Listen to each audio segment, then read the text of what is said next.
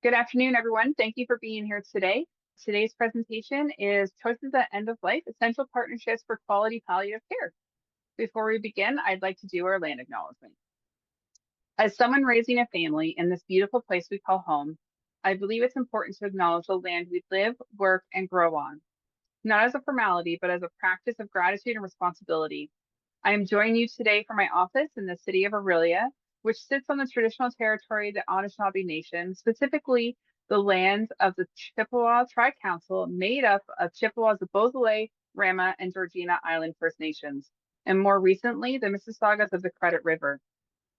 As a guest on this land, I've come to understand that acknowledgement also carries responsibility.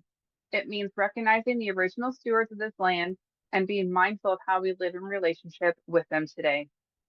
Like many families in this community, we spend time hiking local trails, splashing in summer waters, and growing food in our gardens.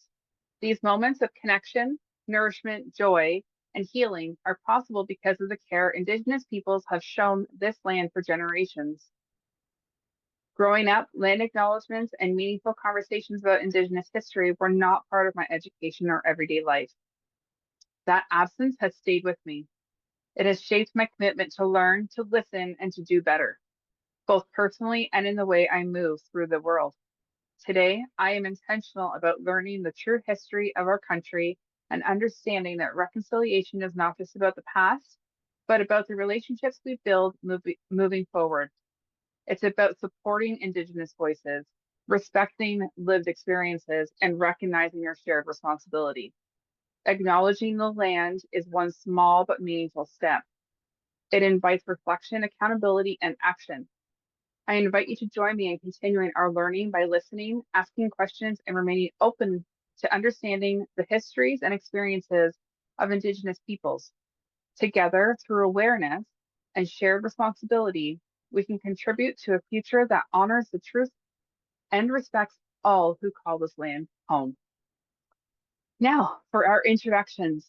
Thank you so much for being here. My name is Amanda Tavelda. I am the Communications and Fundraising Community Relations Specialist with the North Simcoe Muskoka Hospice Palliative Care Network. Our presenters for today are Christine, CEO and Chef de la Direction, E3 Community Services, and Lisa, who is the South Georgian Bay Palliative Care Clinical Coach with Hospice Georgian Triangle.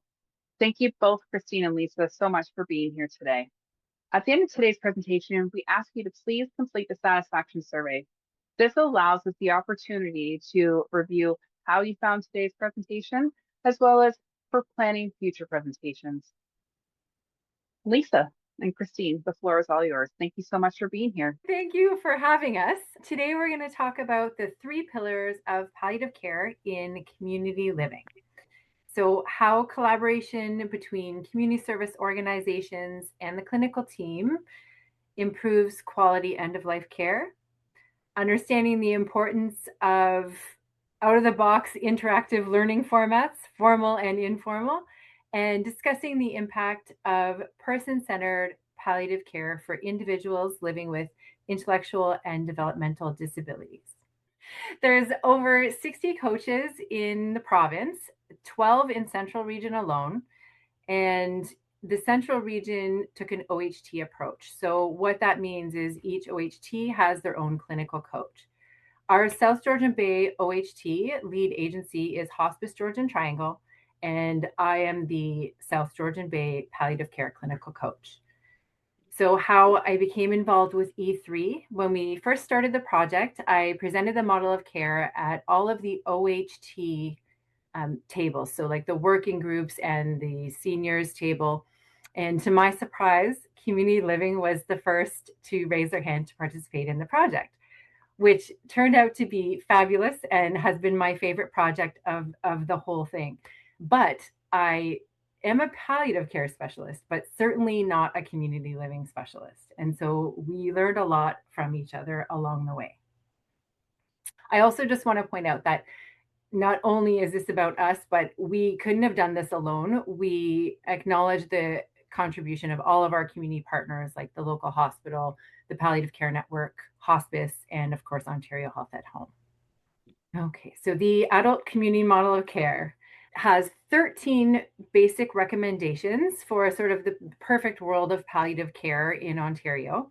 After completing an initial community assessment with E3, I met with Christine and we sort of prioritized the recommendations based on, the co-design work with E3. So priority focus areas were early identification of any individual who could benefit from a palliative approach to care, access to 24/7 interprofessional palliative care teams, emotional, psychological, and spiritual care, and then creating a care plan based on the patient's wishes, values, and beliefs. So, again, our three pillars of impact would be collaboration, interactive learning formats, and person centered palliative care. Okay, so now we have a quick poll as well. So, how confident are you right now in providing palliative care for people with IDD? Okay, somewhat confident at 42%. That's not too bad. And we're hoping to change that 26% of not very confident and not confident at all at 10%. So hopefully you'll get some actionable items from this presentation today and some of the good questions to ask about why we're doing all of this. Perfect. Okay, so at the start of the project, we decided to address any potential fears or bias around the word palliative. We find that a lot of people are just afraid of the word palliative. So, palliative care and end of life care are not the same thing. I'll try to stay off my soapbox for this, but palliative care is about symptom relief. It's about quality of life. It's about person centered care and like values based care. So we know that individuals at the end of life have a better quality of life if we do two things right away. So we have a serious illness conversation and we start a conversation about advanced care planning. So advanced care planning is important for everyone as early as possible while they have the capacity to make their own decisions. And it's especially important for individuals with IDD because they're more likely to experience early onset dementia, which is something I have learned from Christy. So early ID, advanced care planning, it gives people time to think about their values, their wishes, their beliefs. It gives them time to think about what kinds of decisions they might have to make in the future, time to identify their substitute decision maker, and to talk to their substitute decision maker about their wishes, values, and beliefs, and also to talk to their care team about that. And with individuals with IDD, I think the care team piece is huge, and we're obviously going to get more into that. But the care team is like a family. They live with these individuals at E3 for 25 years sometimes, so they're really a part of the process. End of life care focus is different. So, end of life care is like the care that happens in kind of the final 3 months of life. So, really focused on comfort and dignity care and focusing on like compassionate support at the end. Common misconceptions. So, lots of fear and bias can sometimes delay care. Just being worried about saying the word palliative or starting the conversation can delay that really high quality care and can delay involving the whole care team, which is really key to a really good outcome. And why does early involvement of a palliative approach to care really matter? Christine has a story, Scott's story. So with Scott, what you have to know for some of the folks that are joining us from BC, we had institutions up to 2009. So the institutions were emptied in 2009 and people were redirected to group homes. The history of those institutions, similar to residential school, is not very pretty. A lot of abuse, both physical, mental, and sexual abuse. So people who survive those institutions, and I do mean survive, come with a lot of trauma. A lot of those folks have certain things that make them very, very anxious. And a lot of times those are hospitals. It could be uniforms, smells, anything like that. So in Scott's case, Scott was a man who was in one of these institutions for most of his life and exited the institution probably in the early 2000s. He came to a group home. Scott lived with significant limitations. He was in a wheelchair, did not speak, and communicated his own language through just his eyes. Scott could decide on a number of things, but he needed somebody to translate that for him. Obviously, if he's communicating through his eyes, not everyone can understand him. So there was a very select group, and as Lisa mentioned, the folks that were working with him were the ones that could understand him the best. So when Scott got a little bit older, he decided on a number of things that he wanted to have. So Scott had CP, but as far as intellectual disability, I would say that was probably not his main concern. He could decide what he wanted to decide. Scott actually planned everything when it came to his funeral, what he wanted to have done. When Scott got sick, he communicated his desires. So his situation was presented to him, and through the staff who supported him, he communicated his desire for his end of life. Scott decided at that time, when he was presented with all the options of staying at home or going to the hospital, which was also one of his options, or going to the hospice, Scott actually decided that he was going to go to the hospice. So when Scott came to end of life, he spent the last two days of his life at the hospice. That was his choice, and by planning earlier, we were able to honor his last wishes. So for me, when I look at Scott's story, that was a positive story of somebody who, if we had waited for PG&T to decide for him, that would not have been the outcome that he wanted. So it was very positive for Scott to be able to go to the hospice. He was also supported by our staff at the hospice, but it really was a positive experience for everyone that was involved in his support. Christine, this is you. Yep. So why does it really matter? We talk about person-centered care in the disability service sector. For many years, we talked about institutions just briefly there, but it was not the person who was able to decide what they wanted. Everything was decided. And to a point, some of the items in their lives are still decided for them since they need to support. But we want really that person-centered care importance. The bottom line also is that they're citizens of our community. We want them to access the same services that anybody would have. So by having this person-centered, we put the person at the center of that experience. We discuss with them early in advance so that they can make their own decisions. They can actually age in place, make the decisions as to what they want next, and die in place with dignity.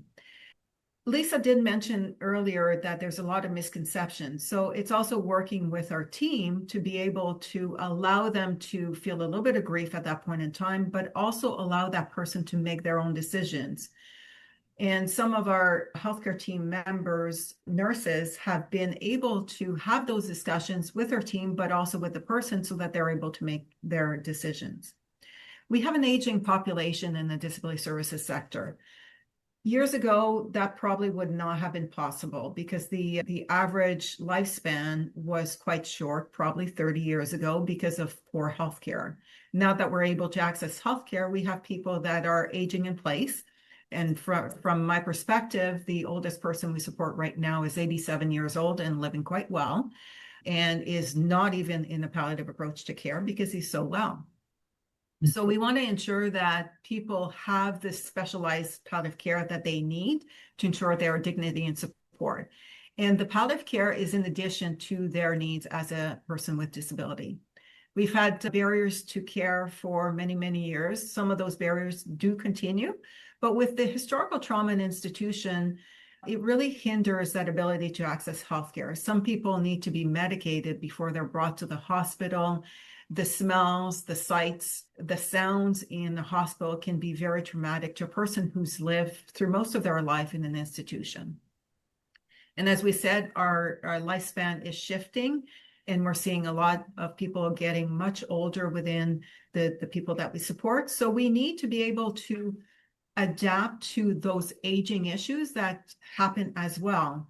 There was this limitation to thinking that the person has a disability But now we have a person with a disability with aging issues, and how can we support them better in a holistic approach to care with our partners in healthcare? And that's where the collaboration becomes very important, so that, as Lisa mentioned earlier, we learn from each other. And in our sector, most of the time, the direct support providers do not have a healthcare background in general. So they know about disability, but the aging process is a little bit different. They're not people to diagnose. They're not registered people to diagnose the person. So we need that support as if it was a person living at home from the nursing team to be able to be called upon when we need them. So we talk about communication barriers in Scott's story, and some of them have limited language. Some of them chat differently through images. But there's always a way to understand people. And that's where our team comes in, that people who have been working with them for 10, 20, 30 years even can communicate very effectively. And along with the support from the nursing professionals to be able to get to where we want to get for those decisions, they're able to make their own choices. There is no one that we support that should be told what their choices are without having input in it. There's some limitations to interprofessional care if we are not out there. We want that inclusive decision-making with the support from our healthcare professionals on the pieces that the team is not familiar with. We want to have a culturally safe communication. Some words are trigger for people. Some words are very threatening for people. So we want to have that discussion, and it takes time. We need to have the time to have those discussions. We have limited training in general. As we said, we didn't necessarily age in place. So we want to have the training upgraded for people who support these individuals so that they're better equipped to support the person. They also understand where their limitations are, but they can also ask for help. And again, the collaboration becomes very important. I don't want DSPs to make decisions that are clinical decisions, but I want them to be able to easily be supported by healthcare providers. And again, we talk about the aging population, and people with Down syndrome do develop Alzheimer's or dementia much early on in life than the typical population. So we want to be aware of that and adapt to their needs earlier on so that they're able to continue living in their own space. Okay, so this slide is all about learning. So our goal was to implement validated assessment tools. And the validated assessment tools that we normally use in palliative care, we learned quickly that they don't always translate to this population very well. We wanted to pay special attention to pain, to seizures, to goals of care discussion. So pain is underreported in this population. We know that this population actually sees more seizures at end of life than the general population. And goals of care discussions, obviously, like Christine said, if you're having early onset dementia or you're losing capacity early, like in your 30s and 40s, then we need to really be prepared for that. And we need to have these goals of discussions so super early to make sure that you have autonomy and you can make your own decisions. So really, really important to focus on those.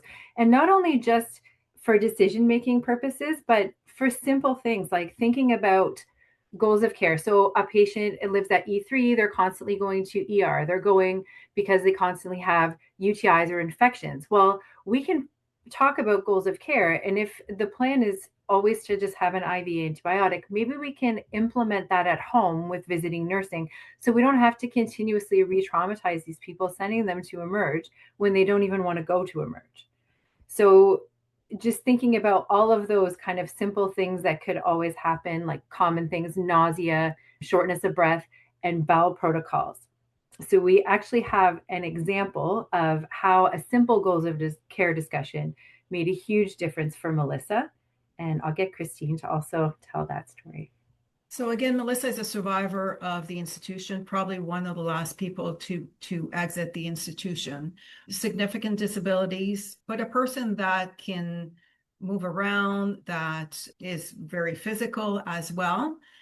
So Melissa has been struggling for a few years with different health issues. Mobility has decreased. Bowels have been an issue. There may be some other things that are going on there. But the problem with Melissa is that the protocol for bowels was very intrusive. Melissa came from an institution, anything related to uniforms, to smells, to sights, to sounds was very, very traumatic. So Melissa had to be medicated to be put on an ambulance. So we already have that challenge of medicating somebody. And then there's a struggle to get on the ambulance. And then again, you get to the hospital to get a treatment. Again, the sights, the sounds, the uniforms, unfamiliar people surrounding this person. So I said, why are we sending Melissa to the hospital on this regular basis? I was noticing myself that Melissa was in the hospital every 2 weeks. Well, that's the protocol, was what I was told. Well, I said, why don't we try to do something different? Because the protocol is that we consult and Melissa needs an enema, maybe at that point in time, but maybe not. But an enema, and I said, an enema can be done at home. We can get that care and support without having to medicate, without having to re-traumatize, without impacting the staff, because of course it's also traumatizing for staff to see somebody struggling so much. So we talked about some of the barriers that we experience with the word palliative care. And when I suggested the palliative care referral, some folks came back and says, well, we're not quite ready. It seems like we're giving up on the person. Well, we're not really feeling good about referring. But I said, in the meantime, poor Melissa is being re-traumatized every single week. So finally, we worked that out. We got the referral in. And all of a sudden, Melissa is being supported at home. The communication between the team at the home and the nurse is on a daily basis if needed. So, Melissa's presenting this today, what should we do? Well, okay, we'll readjust this and that. And there's been a few times that, yes, Melissa had to go to the hospital because it was necessary from the nurse's evaluation, but we don't have that regular visit to the hospital. So the quality of life for Melissa has increased dramatically compared to 6 months ago when those visits were regular. So that's how it becomes really important to reevaluate the goals of care and not just continue because that's the protocol, but how can we do this better with, a supportive team? It's also much more supportive for the staff as well to know that they can call somebody 24/7 and get that support immediately and that counsel, as opposed to trying to call a manager who does not have that experience and saying, okay, well, let's go to the hospital then. So the quality of care increases dramatically with going this route. Can continue on this one. A little bit of what we've talked about, nothing about us without us, is where we want everyone to be. We want to have proactive planning. The serious illness conversations are very, very challenging for our team members who have supported these individuals for 10, 20 years. They're almost family members. They're almost friends, technically not friends, but almost friends. And it really is that ethical struggle for the team member. Having that serious illness conversation with the family, with the individual, with the team members helps them work through those emotions. And the support from the hospice and the nurses also allows the team members that we have and the people and their roommates actually accept this process much better. We're also able to provide much better quality of care. We have the consent and capacity, and we talk about that a little bit later. We can involve the families. Some have families, some only have PG&T. And then the decision-making comes back to the physician for a lot of that. We talked about Melissa's story. We do reduce significantly those hospital transfers and that trauma. This is good on all partners. We're not going to lie. The hospital does not want to see us more than they need to.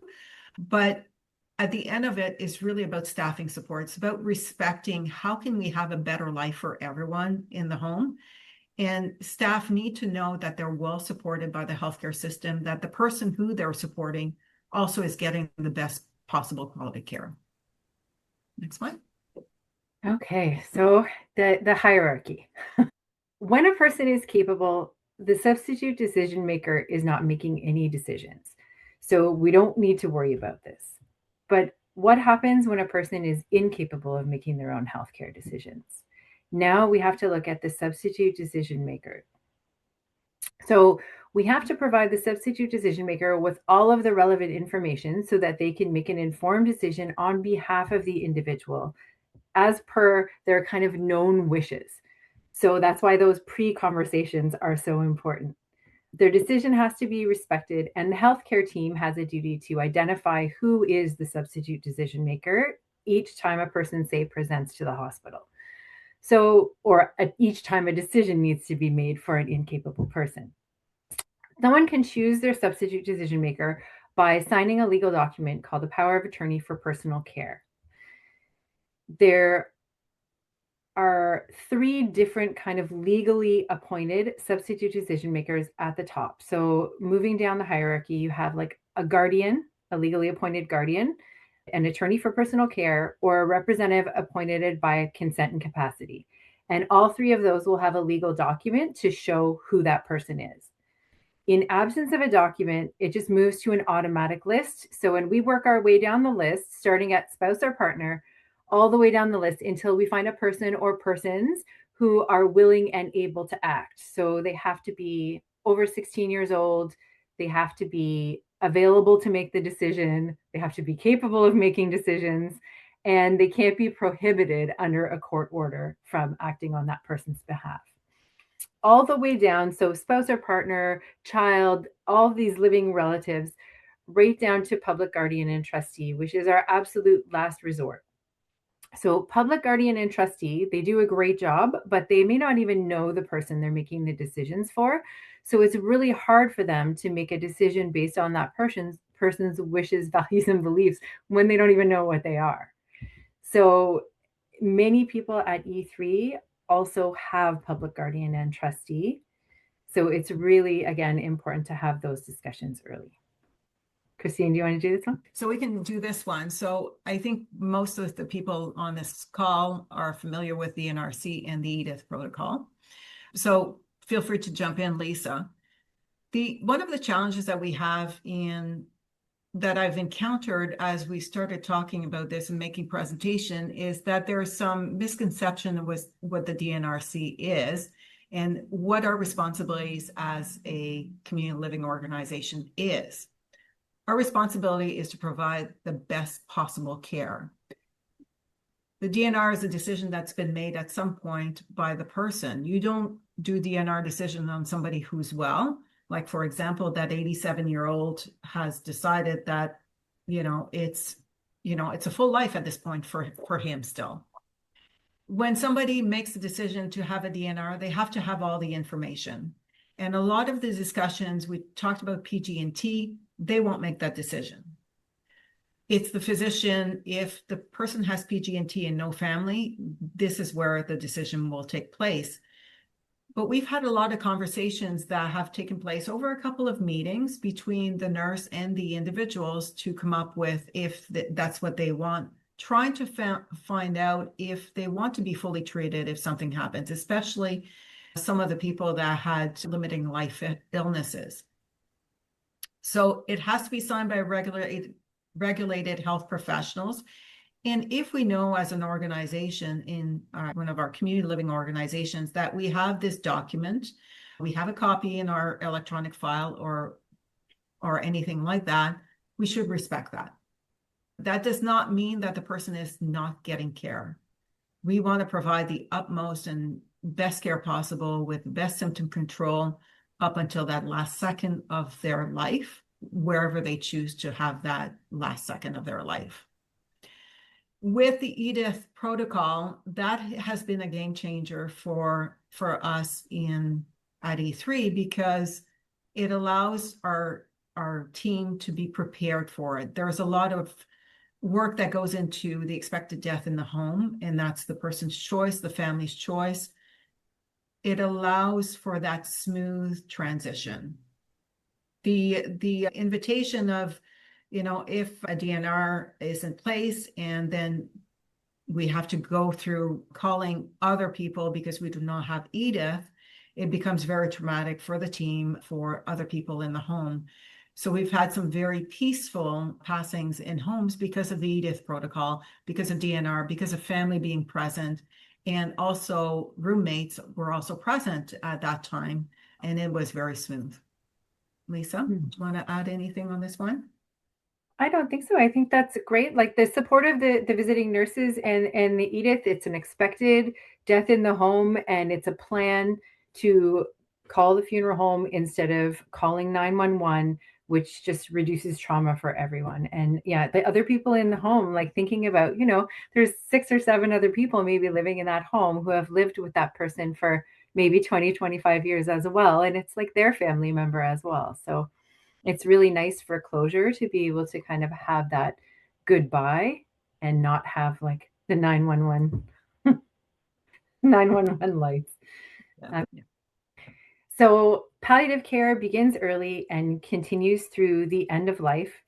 Implementing the palliative approach to care in community living, we formed our essential partnerships first. So we needed to have a partnership with the hospice, the hospital, Ontario Health at Home, Palliative Care Network, and of course, our volunteers.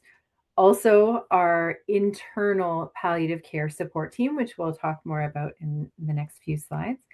Education and training. So we partnered with the North Simcoe Muskoka Hospice Palliative Care Network, and every area probably has a hospice palliative care network. And they provide the education and training in our community for palliative care. So we put through the fundamentals of palliative care, APPS, which is an advanced palliative care training, the Canadian Serious Illness Conversations. Hospice provided debriefing training for all of the leadership team. And CAPC is available for nurses. So we did not have any nurses except for Christine. We do have one nurse, but we didn't have any additional nurses on the E3 team. But Christine, I believe you are taking CAPC. I am. Yeah. I want to go back to the fundamentals. The fundamentals has been a game changer for our team members. So I made it mandatory for the directors and the managers and team leads so that they could support their teams better. And then I left it open to DSPs who wanted to take it. The DSPs that did decide to take it, I think we had at least 30 people go through the fundamentals, and we had some more people this year go through fundamentals. So it started last year in January, and we continued. We had more people. They want to be there asking for it, and some people have started fundamentals, and when they finished, they said, oh my God, like this is so good. And I feel so good of taking this, and I'm going to be better equipped to take care of people. So that's been really good. The debriefing sessions with the hospice, how do we go through? We lost 5 people in really close succession over the course of a month, one day after the other. So that debriefing session, it's something that we started when I started at E3 9 years ago, that we needed to come together as a group, talk, laugh, cry, go through those emotions. But it's becoming very important as we go through some of those more traumatic events of loss. Usually a debriefing is done within 48 hours, but the hospice is available to help us out when we have traumatic partings, which happened just a few weeks ago. But it also equips the manager to be able to support their team members better. And with education and training, we talked about the misconceptions, and Lisa did a presentation to the management and team lead team a year and a half ago when we started, well, not quite a year and a half, a year and 3 months ago when we first started this process, and everyone was in the room. And then last October, we redid the same training because we were starting to gap. And when I talk about Melissa's story, that was a good example of that. It's like, well, I'm not thinking that we're still understanding what palliative approach to care is, or else Melissa would have been referred earlier. So we went through those principles again so that people would feel a lot more comfortable. So that training, especially within our sector where you have non-regulated, non-healthcare professionals, is key to making our team easier with the situation, being able to identify and explain what is happening in a much more effective way. For sure. And there was quite a bit, like these are the sort of formal education sessions that we ran, but there have been quite a few informal as well, like just what is a palliative approach to care, and that and the mentoring and it's like coaching, it's been all throughout the program, like on the ground. So that's also another big piece of the education and training. And then tools and strategies. So we implemented a number of tools and strategies. Early tools that we implemented were the frailty, so the clinical frailty scale, and also the Braden scale to identify risk for pressure ulcers. And then I implemented the stop and watch tool for early recognition of conditional changes, and the SBORS communication tool for sort of standardizing documentation and our interprofessional communications. And then we integrated the tools into workflows. So the frailty scale is actually built right into ShareVision, which is the EMR that E3 uses.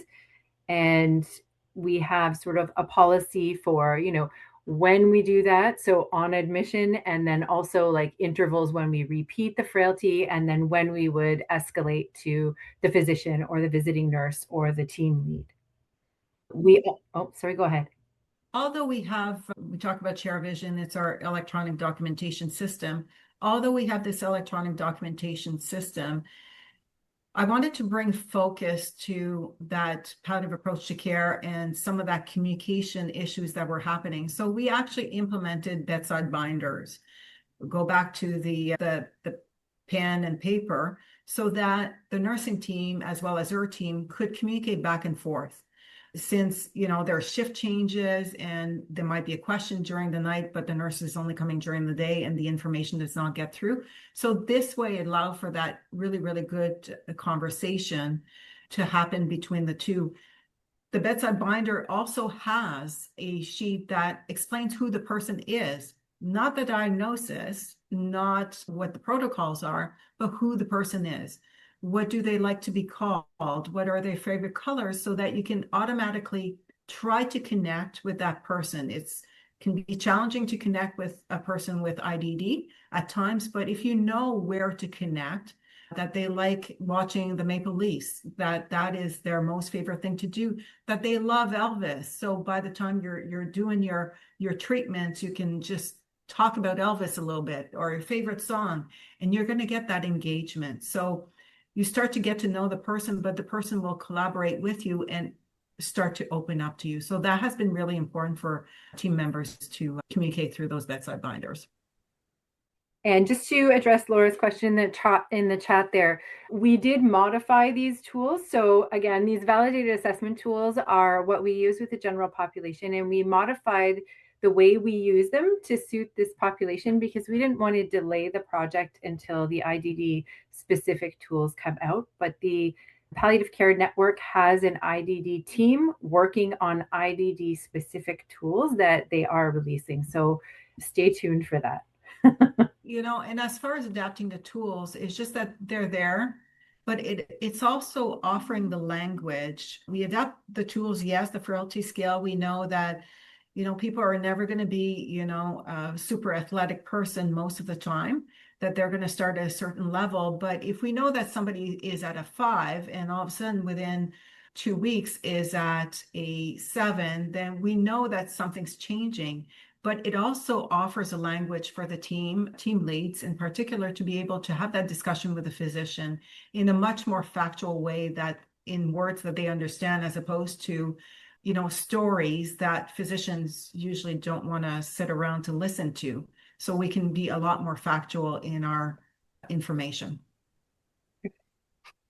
And so, Christine, do you want to do this one? I can do some of it. You can feel free to jump in. Yeah. So As we go through a palliative approach to care, we look at staff, volunteer education and training. We do have internal volunteers as well that could support. And if I think back of one of the first person that we supported, we kind of cobbled together a volunteer team. It was at essentially at the start of our volunteer program, and the person was able to pass away at home.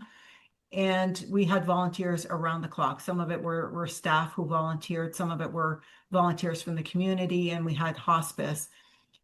When I look at this particular, and that's what kind of propelled me to looking at how can we do this better, because I thought he probably could have had better pain control, but we didn't have that connection and that partnership and collaboration just yet. A lot of the resources that we develop so that people have the tools, we have a policy and some of those tools that we're using, and getting that common language with the healthcare professionals so that it becomes much more understandable. And one of the participants in the project that we did is one of our local physicians. And I know that when Lisa and one of our team leads who's very involved in this project presented, he said, I really like this because I don't want to hear 5 different stories from 5 different staff members because I don't know what's going on then. So by having somebody who has targeted language and that is going to be doing that communication, it becomes a lot smoother with the physician and they can take action much faster. You want to save them time. We want to standardize the documentation. We had this good communication, and when we have that team, it's really important that the team communicates, and we currently have probably 6 people that are basically on the watch right now. So they communicate regularly on how these folks are doing. We want to monitor quality. So sometimes I kind of jump in there and see where we can improve. And then Lisa suggested along the way different ways on how we can approach things. So we're starting to build a capacity. And as we're building capacity, we're having more and more team members that say, I want to be part of this because this is really, really good and improves the quality of life with people with support. And also it improves my personal knowledge and my acceptance of that process as well. Okay, so this is just, we had to set up a system, like a referral system. So because E3 staff are non-registered staff, we needed to really get a whole like community of practice around us. So anyone can identify an individual that could benefit from a palliative approach to care. And so once the individual is identified by any member of the team, the referral system is activated. So we have an automatic referral system to the Palliative Care Network, who provides a PPSMC to come out and do case-based consult and help us set up a care plan. We have a referral going to the Hospice Palliative Care Resource Nurse, who works out of our local hospital, who can pop in and see people from E3 if they're in the hospital. Then we have a referral going to Ontario Health at Home to implement nursing, PSW, whatever we need, occupational therapy equipment, all of the wonderful things that Ontario Health at Home does. We have a referral going to hospice for the emotional, spiritual support. And we have a referral going automatically to the internal E3 palliative care support team. We also implement a serious illness conversation, collaborative care plan, and the palliative care bedside binders. And we pretty much touched on all of this already. So we leaned heavily on hospice in the beginning for grief and bereavement support, team debriefing, and training and education. And that's been great. I feel like hospice is still supporting with some team debriefing. And internally inside E3, they're doing in the moment debriefs now so that things can happen right away, because we know that's the best time to actually do it. Quality assurance. So just what Christine was already saying. So we got input from the visiting nursing teams. We had input from the physicians. So the visiting nurses are providing teaching to the staff of E3 when they come in to see an individual at E3. They are working with unregistered staff. The physician input was all about, first of all, just appreciation that we're even trying to do this. And then second, about communication protocols. So the big thing from the physician is that they don't want a million calls from a million different people about the same individual and maybe about the same situation. And that's when our palliative care support team really comes in, because once they're involved, the support team are the ones that are communicating with the nurses and communicating with the physician on behalf of the team. And that really streamlines everything and makes everything work much smoother. Training and education, we already talked about. Palliative care support team involved in all cases. And future planning, we're hoping to implement a staff and volunteer survey to get feedback, and then, feedback into our quality improvement for the future. And then, so I think we talked about all of them, but I can bring another story of somebody that's been a lot closer with our palliative approach to care actually, he passed away last January. So this was a man who had owned his own house with a few of his friends. And then he moved to a group home along with his friends. When he started to fail a little bit, he lived with Down syndrome, quite the charmer. And about 5 years ago, he was starting to fail, demonstrated some signs of dementia, still quite a lovable person, but you could see that he was getting a little bit more frail. And at that point in time, 5 years ago, there was this perception that because he was deemed palliative, that we were just waiting. And that really was a challenge to get the team to realize that this is where we make quality. We ensure that he has a great quality life. He still loved to dance. He still loved Elvis, still loved to meet with his friends. So when we got the palliative care team involved, he got a lot more direct attention, and that was probably in the last year of his life, where he was regularly seen by Ontario Health at Home nurse, and we got some special tools for him for when he was in bed.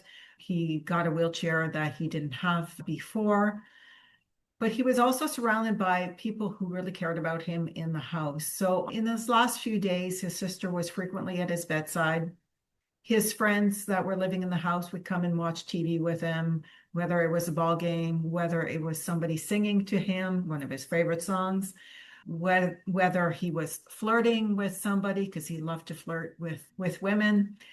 But John was able to die at home in his own bed, his own room, with his sister by his side, the people that knew him the most, that had supported him for many years, and his friends that lived in that home. So when you look at that, did we do everything perfectly for this man? Absolutely not. When we look at it, we say, well, we could have changed this. But this is about realizing how can we improve for future Johns in the future. John did well enough, but we can do better than that. And how can we continue over the years developing this program so that John's passing and the next John is going to be smoother than what John had. But we count that as a success when somebody is able to be without too much pain. And I don't think he was in much pain. He was smiling probably till the end. He was with his sister that he loved tremendously. His friends were there. And then when he left, his friends grieved, but they knew that he did not just disappear. And that is one of the important factors with working with people who live in group homes, is that we don't want them to just disappear. And previously, people would just leave the home and you would never see them again. And that is a tremendous trauma for people who live there and have been living together when they don't know exactly what's happening. Or they go to the hospital and then they never come back. So that fear of the hospital increases. So the more we can work with the team, it's okay that other people are seeing somebody who's failing. And with John, one of the housemates who lived there realized, well, John's not doing very well, and I get that. He's pretty weak right now, but still spent some time with John.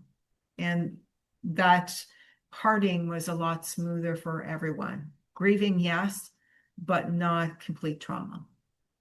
And I think we're Getting to the end here. So this is a little bit of a call to action to learn about what IDD is. And I know there's a lot of my colleagues that are currently on the call, really thinking about how do we support our entire population? And that includes people with IDD. We can always do something. It means that we have to work in collaboration. We can't be afraid of asking questions. We can't be afraid of asking for help. Lisa had lots of questions for me, and I had some questions for her. Our team members are not shy about asking questions now, but before they were. So now there's the questions going back and forth. The people who work in the homes, the DSPs, they actually work alongside the nurse and they ask questions to the nurse, which is a difference from 5-6 years ago when the nurse would go in the room and the DSPs would go elsewhere. So there would never be that exchange for the best possible support. And the best possible support is not just when the DSP is with the person or just when the nurse is with the person. When they plan together, that best possible support continues throughout the day, throughout the 24/7. We want to enhance that documentation, but it's really that back and forth that happens so that everyone's on the same page. We have to work those workflows so that everything's integrated. Our systems, our electronic systems, we all work with them. They're all different. So the hospital system does not work with the system that the community nurses works with, and our system in the DS sector does not work with any of those systems. So healthcare professionals cannot access our system, and we cannot access the healthcare professional system. So we have to find ways to collaborate very closely to be able to share that information. And we look at problem solving together. Not every case that we go over is going to be that easy. And there are some factors. We talked about different people throughout this presentation, that they all had their unique presentations, unique approaches, and unique relationships with the staff, so that, sometimes the barrier was more the staff thinking that we're not there yet, we can do better. So what's the next one? The next one is next steps for other community organizations. So we acknowledge it's a work in progress and we're constantly spinning it through a quality improvement cycle. We're encouraging other community organizations to align their leadership priorities with person-centered care, if that's not already the case, and to embed some early ID tools and processes to help identify those that would benefit from a palliative approach to care. Establishing communication protocols, putting in auto referral processes, and really leaning on that interprofessional team is key. We don't expect anyone to do this alone. Even if a patient's at hospice, we are leaning on the interprofessional team for support. And then, of course, the Palliative Care Network can provide any education and training needed. And next slide is our resources. And the next slide is thank you very much. So I don't know if we have time for a few other questions. I know there was a question about working with the Down Syndrome Association. So we do have one of our team members that is in regular communication with the Down Syndrome Support Association. Again, it's a work in progress. So I think as we go along and more organizations are working through providing this support, this care, and working in collaboration with the healthcare sector on this and hopefully other subject matters, that can improve. And we can continue to have, increase care for everyone in our community and our society. Absolutely. Thank you so much, Christine and Lisa. It's been wonderful to have you here today. If anyone has any questions, feel free to jump off mute. And, Christine and Lisa are here, happy to answer any questions you might have or pop it in the chat. We've got a few people saying thank you. They have to pop off. So feel free to come off mute if you would like to and have a discussion.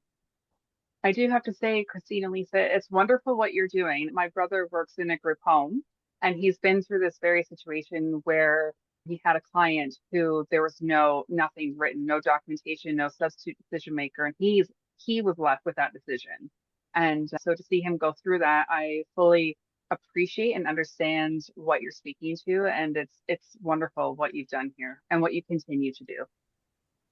And I think it's really important that, we try to do everything as early as possible. It's not the role of the DSP to make those decisions at the last minute or to be stuck with, what do you do now?